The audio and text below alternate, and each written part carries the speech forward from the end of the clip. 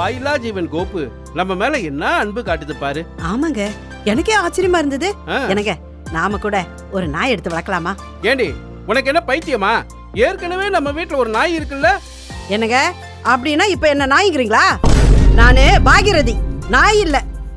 அடியே உன்ன போய் நான் எதுக்குடி நாயின்னு சொல்ல போறேன்? நம்ம கோப்பு இருக்குல்ல அத சொன்னேன்டி. ஓ. ஆ.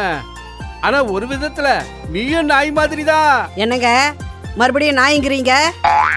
ஐயோ, நாய் மாதிரி நன்றி உள்ளவேன்னு சொன்னேன்டி.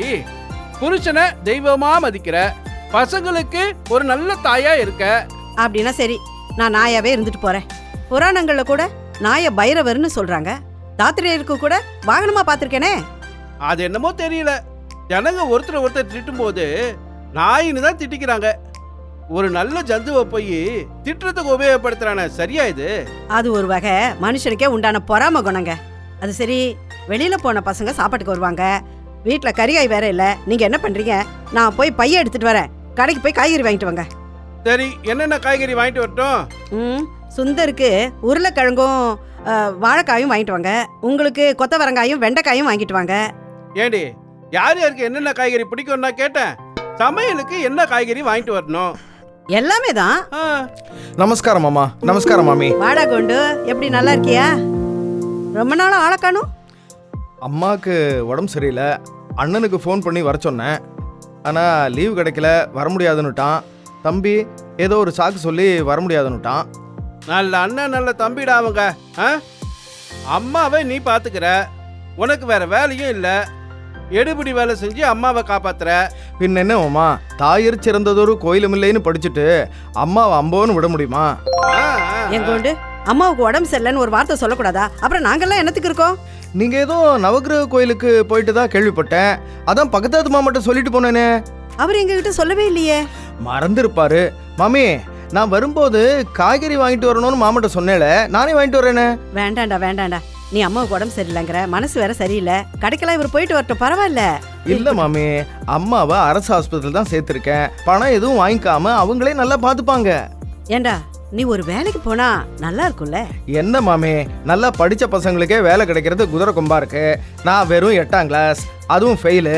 எனக்கு போய் எவன் வேலை கொடுப்பான்? ஏடா படிப்பு வரலையா இல்ல தலைமை சரியில்லையா? ரெண்டும் தான்.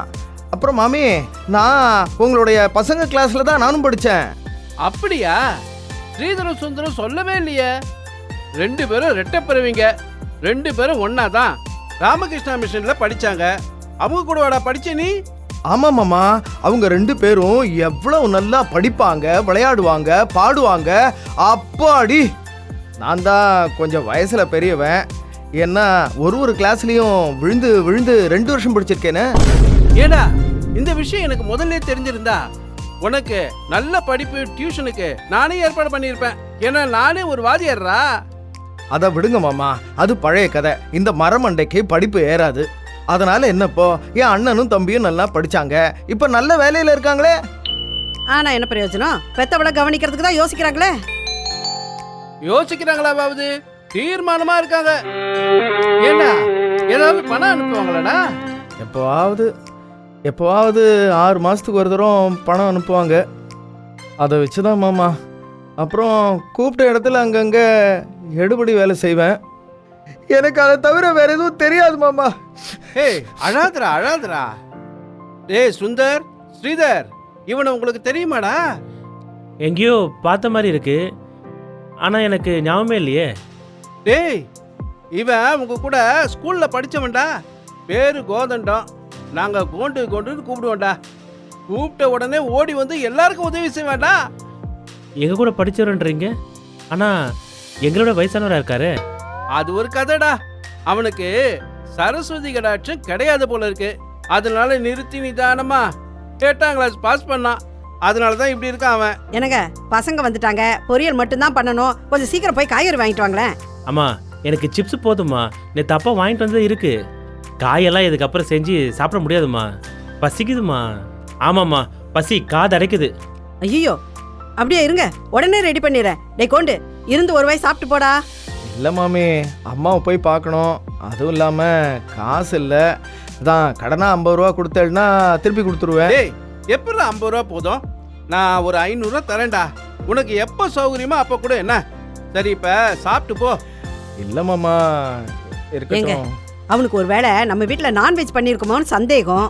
டேய் கோண்டு, இன்னைக்கு சனிக்கிழமை எங்க வீட்டில் வெஜிடேரியன் சாப்பாடு தான். உங்க வீட்டு சாப்பாடு மாதிரியே இருக்கும். ஒருவேளை சாப்பிட்டு போடா. வாங்க சார், எங்களுக்கு கம்பெனி கொடுங்க. என்னடா சுந்தர், என்ன போய் சாருங்கிற?